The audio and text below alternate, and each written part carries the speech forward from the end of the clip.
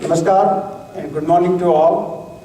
My name is Mahavir Khetawat and I'm going to continue with the third of the three discourses that has been planned as the Adi Shankaracharya Janma Jayanti Jnana Mahotsav that started 3 weeks ago.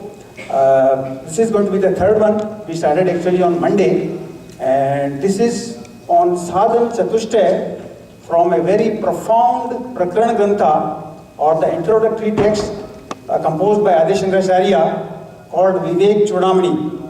And a very important part of that, a very small section comprising only 14 verses in the beginning of the vivekacūḍāmaṇi, but the real profound meaning is like a introductory text to Vedanta.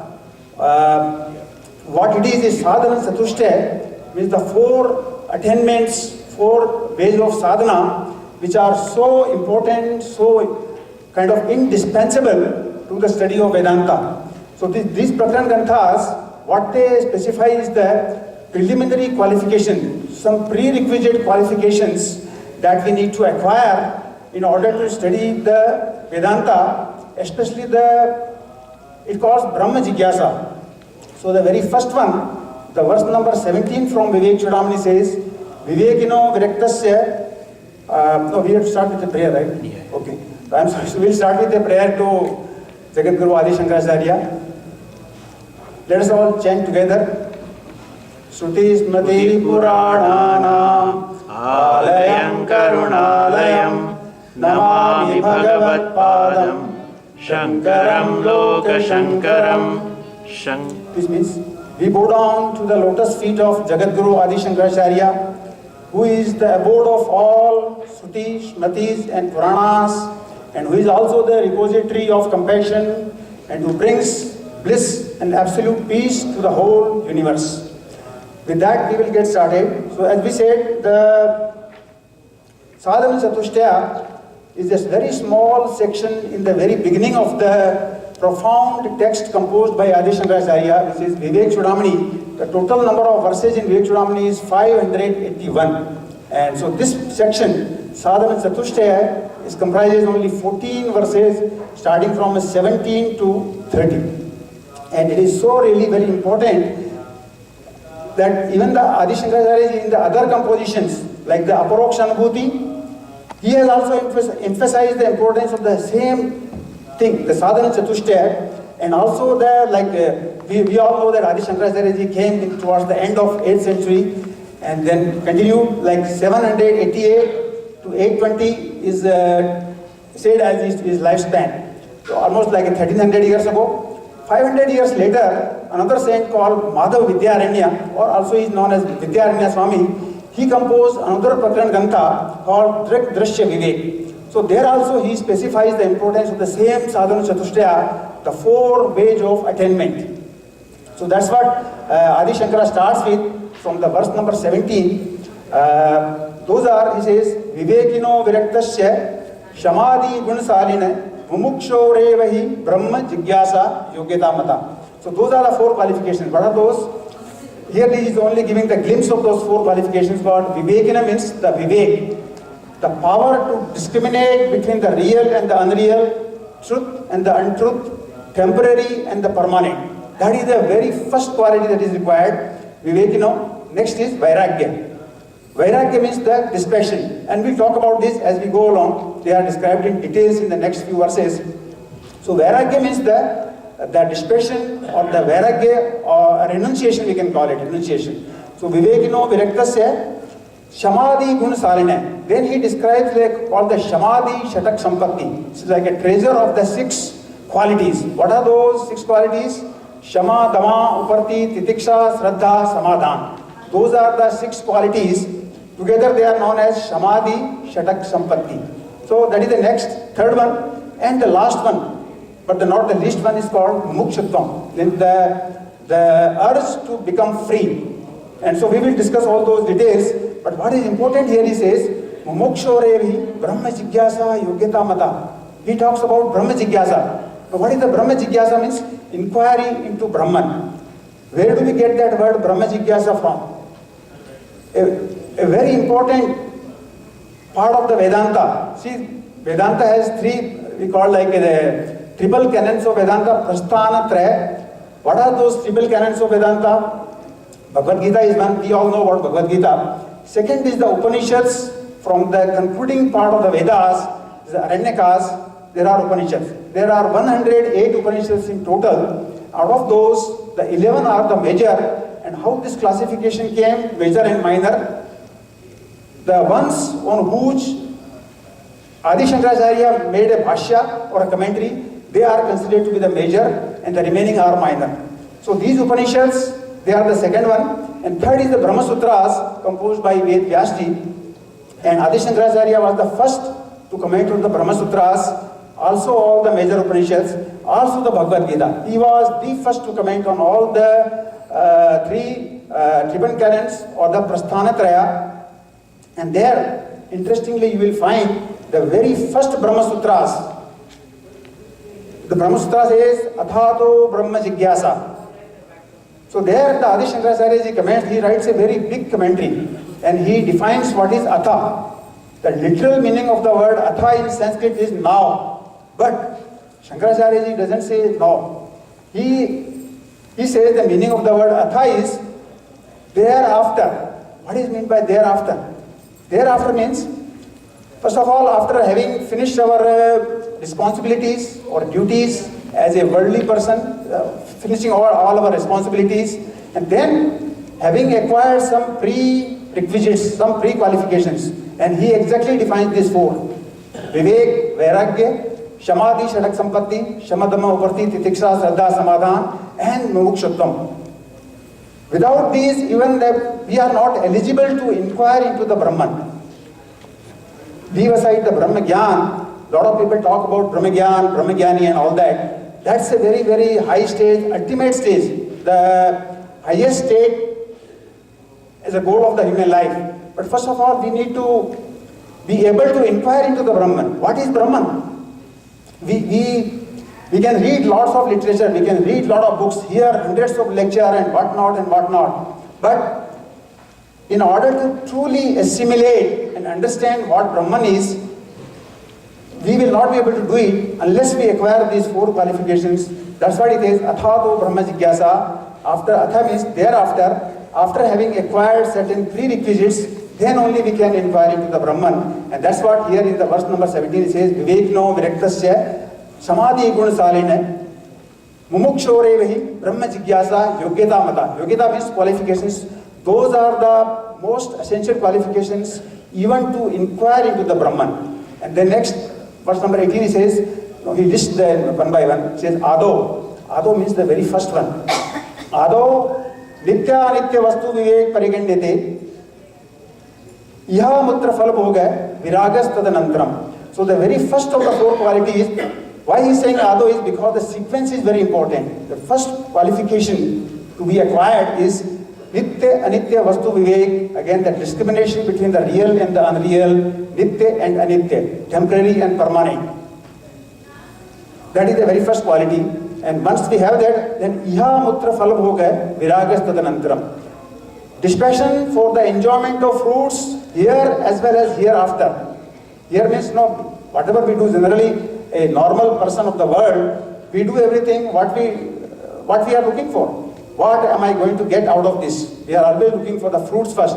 If someone asks us to do some work, what is our first question? What is in it for me?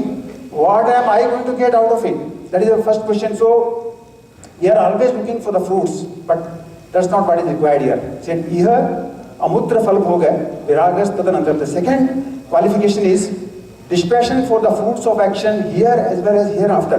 What is meant by Amutra or hereafter? Sometimes, okay, we give up the fruits of action here in this world, okay, I don't need to do anything here. I want to go to the heaven, the higher worlds, and enjoy those higher pleasures there. Even that is not good. That is not good either.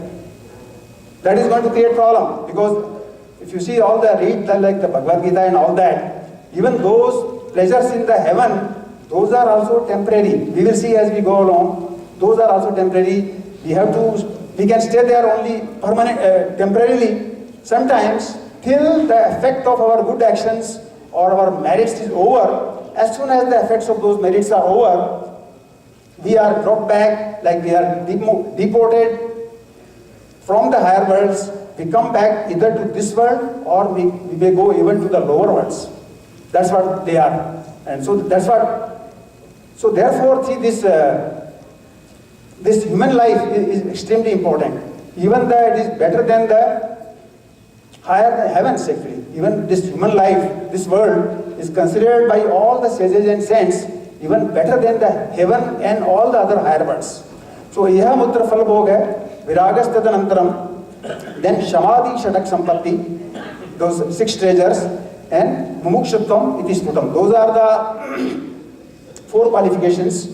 And then the verse number 19 says, the 20, the first verse, Brahma Satyam Jagat Mithya Evam Rupo Vinishya Soyam Nitya Nitya Vastu Vivek Pariganyate. So Brahma Satyam Jagat Mithya, I think most of you might have heard this. Adi Shankaracharya ji says in some different place, not in Vivekacūḍāmaṇi, he says, Shlokardena Pravakshyami Yaduktam Granth Kotibhi Brahma Satyam Jagat Mithya Jivo Brahmeva Napra. So he says that whatever is declared in the millions and millions of scriptures, I shall tell you the essence of all that in just half a verse. And what is that half a verse? Brahma Satyam Jagat Mithya Jivo Brahmeva Napra. Means the God alone is real and this phenomenal world is unreal. And the second one is Jivo Brahmeva Napra. Means the individual soul is not anything different from the cosmic soul. That is what is meant by the Brahma Satyam Jagat Mithya. Thank you. So that is meant, but now considering the Brahma Satya means, and when we say Jagat Mithya, it's a very important and it's very likely to be misunderstood. Brahma Satyam Jagat Mithya, when we say Jagat Mithya, is how badly we can misunderstand it. We need to understand it. Jagat Mithya means, I can give you an example. Let's say I have borrowed some money from some gentleman here. Some money for license, say $30,000, $40,000, $50,000, I have borrowed it.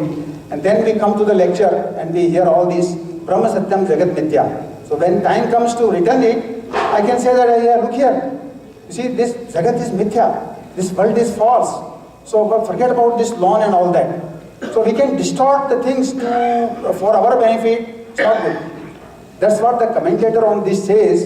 Jagat Mithya needs to be understood in the real perspective. Nothing is Mithya. This world is, we cannot say that this world is Mithya and thereby skip our responsibilities and duties. We cannot do that. That's why he says, change our perspective of this world.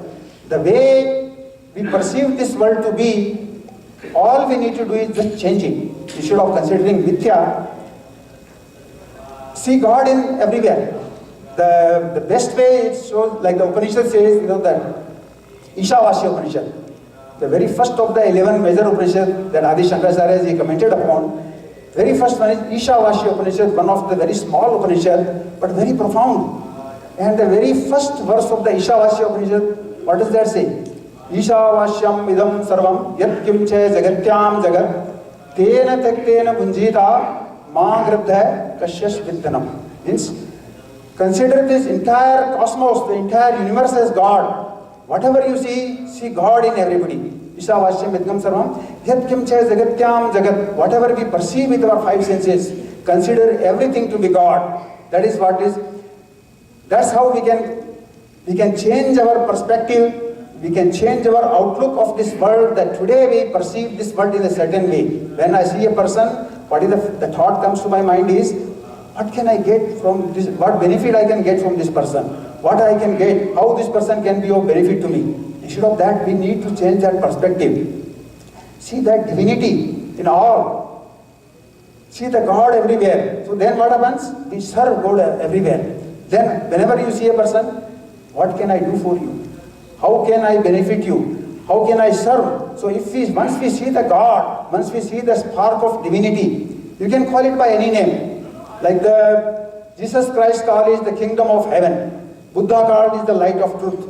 Vivekananda called is the spark of divinity. We need to see that depth in everybody, all, not only the human beings, but all the beings. And so thereby, we need to serve them, we need to revere them all the time. And that's what and not only the Upanishad, Bhagavad Gita, so many places it exactly says the same thing. Yomam pashyati, 6th chapter. Yomam pashyati sarvatra, sarvam cha mai pashyati, tasyaham na pranashyami, sache me na pranashyati.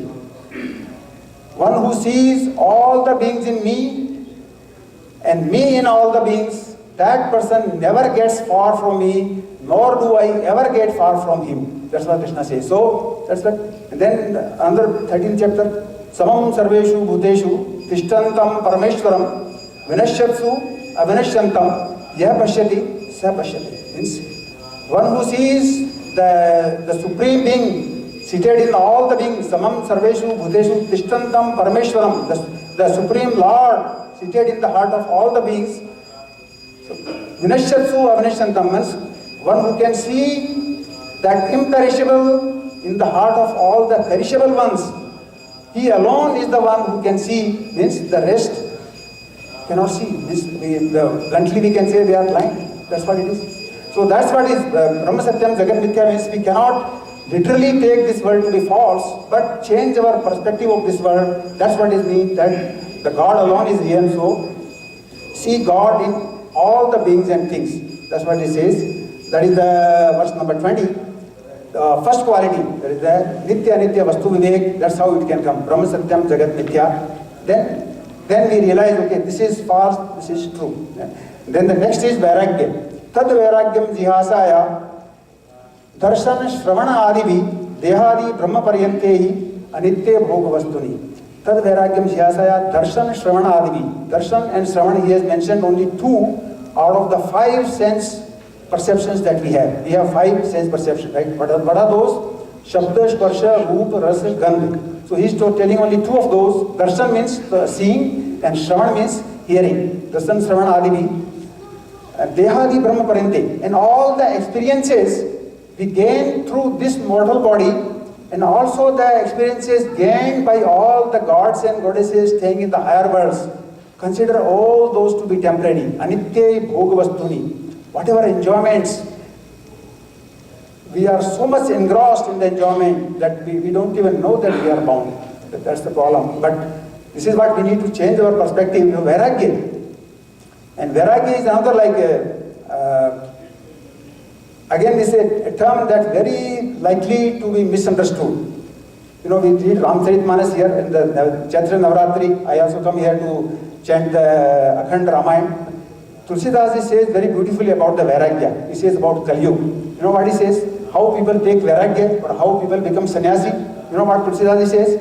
He says that Nari Mui Graha Sampati Nasi Mood Mudai Hoi Sannyasi.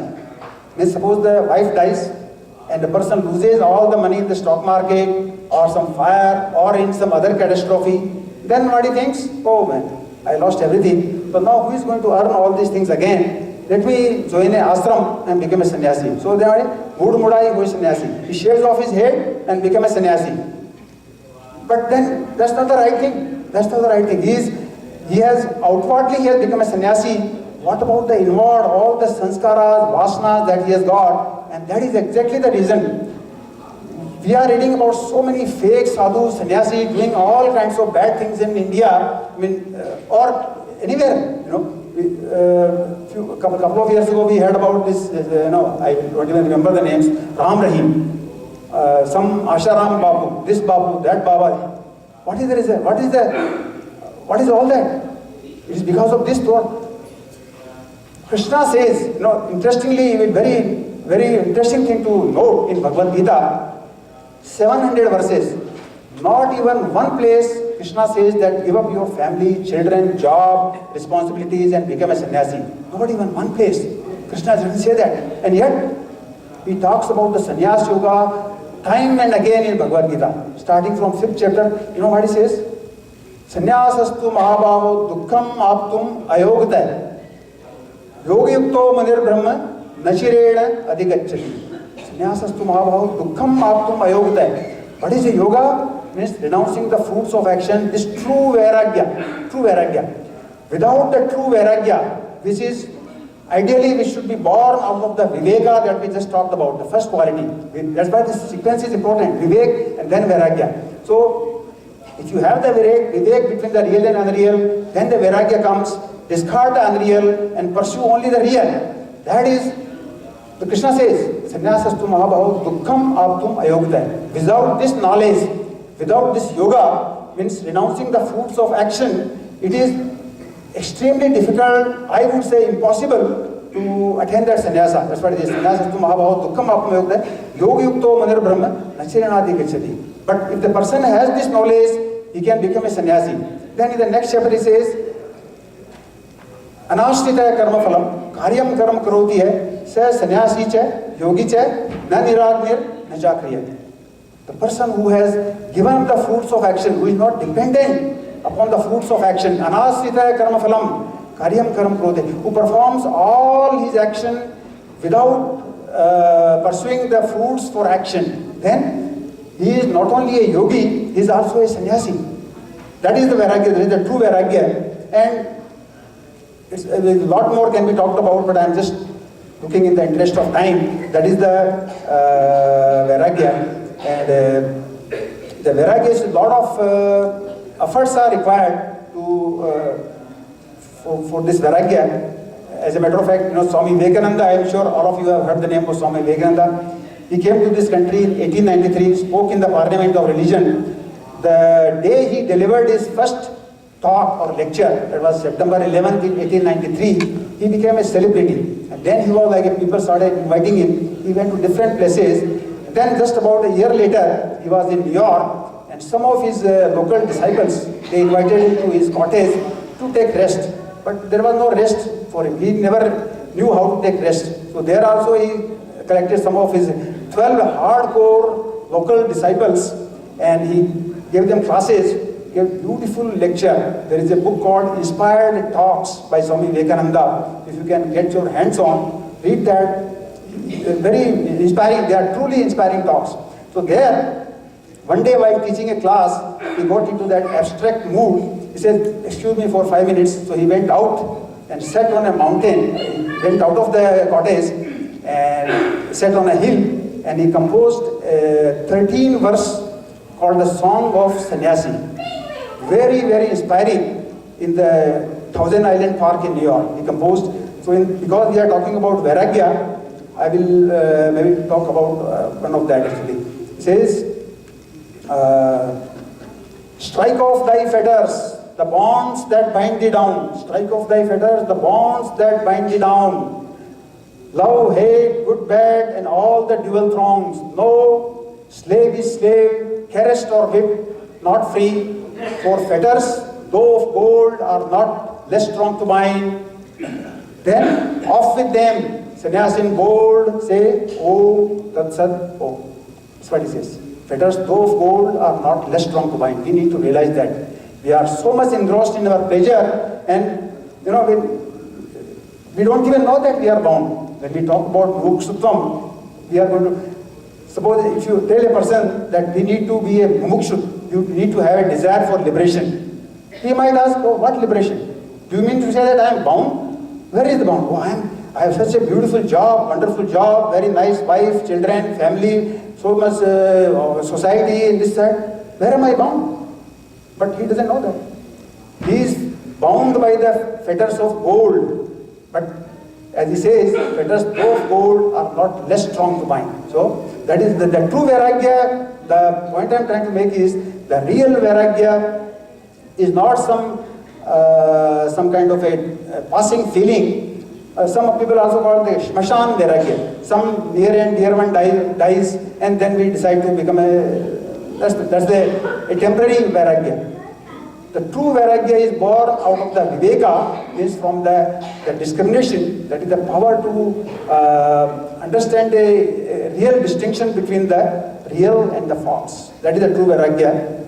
So we can go to the next, which is the Shamadi Shatak Sampatti. Shama, Sham, Dama, Uparti, Titiksha, Saddha, Samadhan. Shama is, the way Shankaracharya defines is, see, each of these definitions are so classic. 1300 years ago, he has given those definitions, he has coined those definitions, and today, if you read any commentary on Bhagavad Gita or any other text, today's saints, like in the past 20th and 21st century, a lot of people have commented upon this Vedanta text, and interestingly, most of the people refer to Adi Shankaracharya's these definitions of Shama, Dama, Uparti, Titiksha, Saddha, Samadhan. So what about Shama? What he says is, Virajya Vishaya Vratat, Dosha Drashtaya Murmu, Swalakshe Nita Avastha, Manasa Samuchyate. Means, Virajya Vishaya Vratat means moving away from the thought of the sense objects. Virajya Vishaya Vratat, how? Dosha Drashtaya Murmu, by looking into their defects over and over again. Dosha Drashtaya Murmu, Swalakshe Nita Avastha, fixing the mind on its real goal. What is the real goal? We just talk Brahma, Brahma Jigyasa, Brahma Gyan. So to know, to inquire into what is Brahman, that is the Brahma Jigyasa. So that is the goal, and fixing the mind onto that goal all the time, that is the Shama or calmness of the mind. Understand, this is a very important point. All this Samadhi, Shatak, Sampatti, on all four of the Sādhanacatuṣṭayam are so important that that's what he says. In the absence of this, we are not going to pursue this Brahma Jigyasa. Leave aside the Brahma Jnana, but not even the inquiry into the Brahma is not going to be fruitful in the absence of this, because if the mind is not calm, suppose you are sitting here listening to the lecture, I don't know whether I am saying right or not, but if suppose you had a disturbed mind, just before coming here you had some argument with somebody outside, or due to some other reason you are thinking about some other thought, and the mind is not calm, then you are listening from one side and taking out from other side. Nothing is, you are not going to understand or assimilate. Nothing will go into it and it will not have any effect. So that is the importance of Shama, the calmness of the mind. So, Dosha Drashtaya Murmu. There are several ways. I think the nearest example that I can give is in Bhagavad Gita, 2nd chapter. Krishna gives couple of verses in the 2nd chapter. It says, Dhyayato Vishyan Punse, Sangastesu Vijayate, Sangat Sanjayate Kama, Kamat Krodho Vijayate. So, Dhyayato Vishyan Punse. If a person is thinking about the sense objects all the time, what happens? Sangastesu Vijayate. The attachment comes for those sense objects. Attachment comes, okay? Attachment, Sangat Sanjayate Kama. And from attachment, what happens? Desire comes. A desire is born immediately to purchase or to possess that object. Sangat Sanjayate Kama, Kamat Krodho Vijayate. Sometimes we may be able to fulfill our desires. Most of the time, if we analyze into our own lives, we cannot fulfill everything, all the desires. We cannot possess everything that we want. Some obstruction comes, and then what happens? The person or the situation that is coming as an obstruction, what happens? Kamat Krodho Vijayate. Anger comes. In the Krodha, what happens with the Krodha? What happens? Krodha Bhavati Sammoha. Delusion comes from Krodha or the anger. Krodha Bhavati Sammoha. Sammoha Smriti Vibhrama. That delusion, what happens is Smriti Vibhrama. Memory is lost. Smriti Bhransat Buddhinasho. Then the entire discrimination, power of discrimination is lost, and Buddhinasat Pranashyati. Total, it brings a total destruction of the person. Let's take a very simple example. Let's say we have a fight at home with somebody.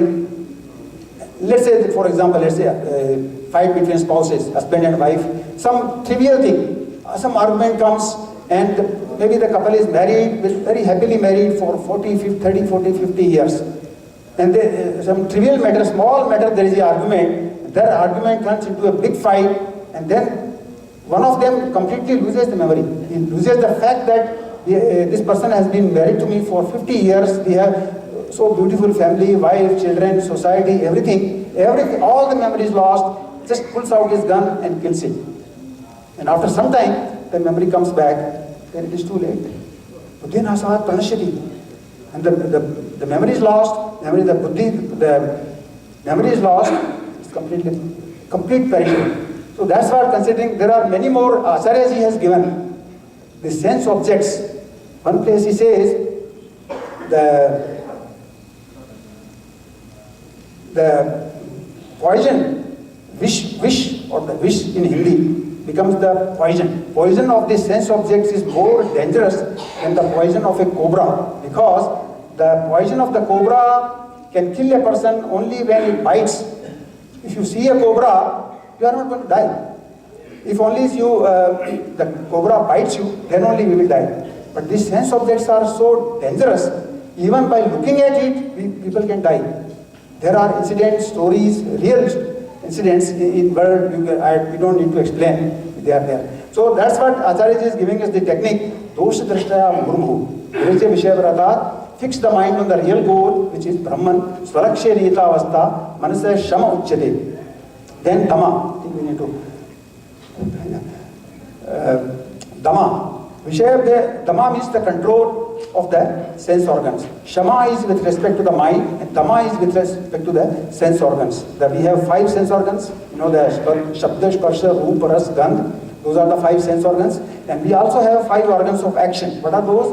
Like the hands, feet, the tongue, the organ of generation, and organ of expression. Those are the 5 organs of action. So he says both these indriyas, we have to turn them inward. How? Vishayabhya pravarte, stapanam svasva godke, uvesham indriyanam sa dhamma parikirtita. Means removing the sense organs away from their respective sense objects and controlling them, putting them into their respective centers. Putting on their respective centers is called dhamma. And this indriya nigraha can be so difficult. Krishna gives in the Kathopanishad gives a very beautiful example. Atmanam ratanam viddhi shariram ratham evitu buddhim tu shartam viddhi manah pragram evacha indriyani hayanahu vishyansteshu gocharan atmendriye manoyuktam bhokte tyau manishina. So he gives the comparison. He compares this body with a chariot. The Atma, or the deepest personality, Atma or the self, is considered as the owner of the chariot. Buddhi is considered, or the intellect is considered as the sarathi or the driver. Buddhim tu sarathi, manah pragram evacha. Mind is considered at the middle or the reins, which we do like this. Indriyani hayanahu. The indriyas, the 5 sense organs of perception that we have, are considered as the hayan or the horses. And these horses can be so turbulent, it's very difficult to control because horses are more powerful. And the sarathi is so the better example is given. I was just listening to a talk by one of the Swamis, very great Swami, and he combines this into a very beautiful example, an elephant. So he combines these organs and body and senses into one, like an elephant. So the elephant and the Mahavat, called Mahut or Mahavat, who is like a driver of the Mahut, he is like a person with a frail. You see that strength of the elephant is much more stronger as compared to the Mahut. If the elephant gets wild, it can lift its trunk, catch hold of the Mahavat and throw him 1,000 feet away. That much strong he is. But still the Mahavat is supposed to be a driver. How does he manage to drive such a stronger elephant? Because of training. That's what is meant here, that the Dhamma can be effective only by a consistent, constant training of this. We cannot be wily. By forcefully controlling the sense organs is not going to work. The only way we can do is by training. We have to train them slowly and steadily, consistently, constantly. We have to train the sense organs, and that's what it is. And in the same verse also talks about the third quality, is uparati. Uparati is kind of a self-withdrawal. Bhayyan alambram pratte esho uparati uttama. Means when we can bring our mind to a state where the mind function ceases to be affected by the external objects, then we are in that state of uparati. And in the yoga philosophy, you must have, I'm sure you all must have heard the name of Patanjali, who has given us the yoga Ashtanga yoga philosophy. There, Ashtanga means that there are 8 limbs of the yoga. Yam, Niyam, Asan, Pranayam, Pratyahar, Dharana, Dhyan, Samadhi. Pratyahar is the 5th limb. So this uparati is considered equivalent to pratyahar, which is kind of a self-withdrawal. So how is that? Like the verse in Bhagavad Gita again. Apuryamanam achala pratishtam samudram apa pravishanti yadvat Tadvat kamayam pravishanti sarve, shaya shantim apnoti na kam kami. Means, think about an ocean. Is full to the brim, and yet every day billions of gallons of water come by so many rivers, some small rivers and some streams and rain, and so much of water is coming. But does the level of the ocean rise even by a fraction of an inch? It cannot. We take the ocean level as the standard for measuring the elevation of any place in the world. It doesn't rise. Even though a lot of, so that's how Krishna compares. Samudram ape pravishanti yadvat, tadvat kama yam pravishanti sarve. In the same manner, all the desires come into that person without affecting his internal state. His mind function is not affected, even though he moves around the world, he sees all the objects. None of them can affect him. He always remains calm and unaffected by the signals coming from the outside world. If we can achieve that condition, that is the third state called uparati. Means the self-withdrawal, we can call it as self-withdrawal. So that is uparati. And the next is titiksha. Titiksha means the endurance or forbearance. How does Acharya define this? Sahanam sarva dukkhanam pratikar purvakam chinta vilaprahitam sa titiksha nigadyate. Means forbearing all the sorrows and pains of the life. But there are three conditions he is putting. Pratikar purvakam. First is without any feeling of revenge or any feeling of redress. Pratikar purvakam. Second is chinta, without any chinta. If you are enduring, if you are, आप सब दुखों को सह रहे हैं आप, लेकिन फिर भी चिंता कर रहे हैं. If you are anxiety or worry, then it is not a spiritual quality anymore, because that's going to affect your physical and mental health. Chinta vilap rahitam. Vilap means the lamenting, complaining all the time. We talk to so many people, अरे इतना problem हो गया, यहाँ problem हो गया.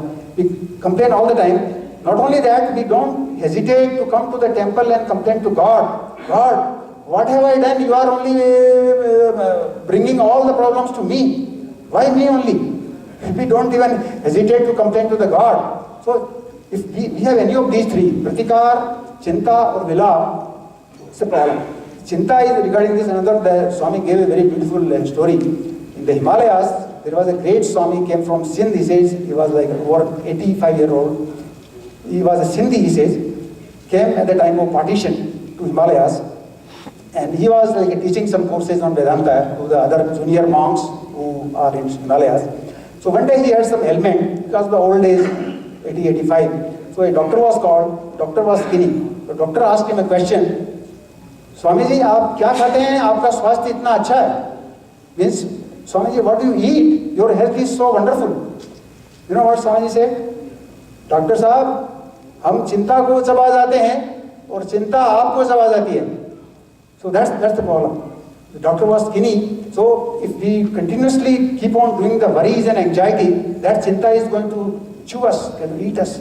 So those three are endurance or forbearance, but without any of these three, pratikar, chinta or vilap, that is the titiksha. Next, fifth quality is very important, shraddha. Shraddha means there is no English word, so I can use only the nearest word. The shraddha means the faith or belief, but those are, let us first see the Acharya's definition. Shastrasya guru vakyasya satya buddhyavadharana sa shraddha katita sadvi yaya vastu palabhyate. Means, considering the words of the teacher and the words of the scriptures as absolutely true by applying our reasoning capacity of our intellect, that is known as the shraddha by which the truth or the reality can be obtained. Very important. Shraddha is the one by which we can get the truth or the reality. Whereas faith is what? Belief is what? Just blind faith. Somebody says something and we just blindly swallow it. We don't subject it to the evidential truth, evidential test. Whereas shraddha is, we have that kind of a dynamic faith and we try to convert that faith into shraddha and we try to get the truth out of it. So therefore, if you see all this scientific progress that we see in the world today, that is even there also, it is a result of the shraddha. Even like high school student, he is going to the class reading physics, chemistry, and if he does not believe what the teacher is saying, if he does not believe in the textbooks, he is going to be a miserable failure.